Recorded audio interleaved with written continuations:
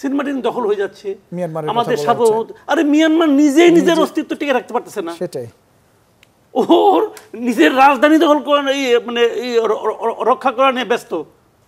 সেখানে এখন সে আমার সেন্ট মার্টিন দখল করতে আসবে, যে দ্বীপের লোক আছে মাত্র 10,000, উনি কোনো স্থাপনাও করতে পারবে না, ওরা একটা কোরাল আইল্যান্ড। ভাই এটা তো রিয়েলিটি, এটা তো বুঝতে হবে। এই জিনিসটা হচ্ছে কি, আমি মনে করি এই সেন্ট মার্টিন নিয়ে অহেতুক একটা পেঁচাল, অহেতুক একটা নাটক, এটা সরকারি দলও করে। সরকারি দল আমাদের কাছে চেয়েছিল, কে চেয়েছিল, কেন চেয়েছিল, কি করবে ওখানে? সেন্ট মার্টিনে কোনো ঘাঁটি করা যাবে? যাবে ভাই, এটা বাস্তবতা তো বুঝতে হবে।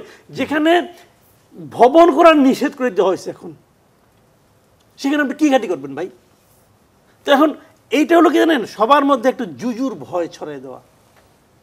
এই জুজুর ভয় যারা ছড়িয়েছে, এটা এই কারণে ছড়িয়ে, এটাও পাবলিক পারসেপশন, পাবলিক মনে করে, পাবলিক মাথার মধ্যে ঢুকাই দেওয়া হয়েছে যে এই সরকার এরকম, এই সরকারের সঙ্গে অমুকের সম্পর্ক এরকম। হয়তো একদম কিছু নাই তা আমি বলবো না, কিছু না কিছু তো আছেই। একটা নতজানু পররাষ্ট্রনীতি তো আমাদের আছেই, এটা তো অস্বীকার করার কোনো উপায় নাই। এই নতজানু পররাষ্ট্রনীতির আমরা নেগেটিভ বিষয়গুলো তো ভারতের সঙ্গে টের পাই, মিয়ানমারকে যেভাবে হ্যান্ডেল করে সেখানেও আমরা দেখতে পাচ্ছি।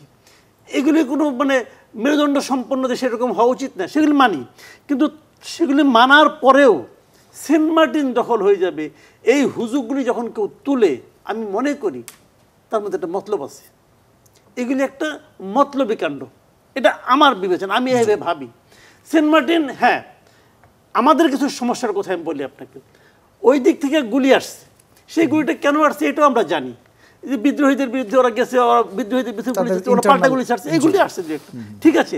এইটা নিয়ে বাংলাদেশ মিয়ানমারকে কড়া প্রতিবাদ জানাতে পারে, বাংলাদেশ আন্তর্জাতিক ফোরামে প্রসঙ্গটা তুলতে পারে, এবং যেটা করতে পারতো বাংলাদেশ গভর্নমেন্ট, যেটা করে নাই এখন করতেছে, উচিত ছিল প্রথম দিনই নৌবাহিনীর যে একটা জাহাজ ওখানে মোতায়েন করে দেওয়া, স্টে করবে ওখানে, হ্যাঁ ওখানে মোতায়েন করে দেওয়া, তারপরে গাড়িগুলো এখানে চলতো। কিন্তু বাংলাদেশ করলো কি, 9 দিন ভাই, 9 দিন টেকনাফ থেকে কোনো আপনার নৌকা সেন্ট মার্টিনে গেল না।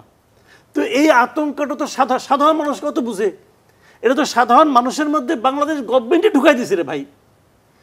গভর্নমেন্টের উচিত ছিল ওখানে জাস্ট এখন যেটা করছে, একটা জাহাজ মোতায়েন করছে নৌবাহিনীর। এখন তো পাবলিক খুব বুক ফুলে হাঁটতেছে, হ্যাঁ আমাদের লোক আছে, মানুষ তো এটা দেখতে চায়। আপনি করেছেনটা কি? এতদিনে আপনি বলতেছেন যে আরেকটা গুলি আসলে আমরা কিন্তু গুলি ছুড়বো। তো যেগুলি আসছিল ওইগুলির জন্য একটা ছুড়েন না কেন? ছুড়ে দেন, এটা যে 7 দিন আগে আসছিল ওটার বিপরীত জায়গায় ছুড়লাম, তা তো করে না।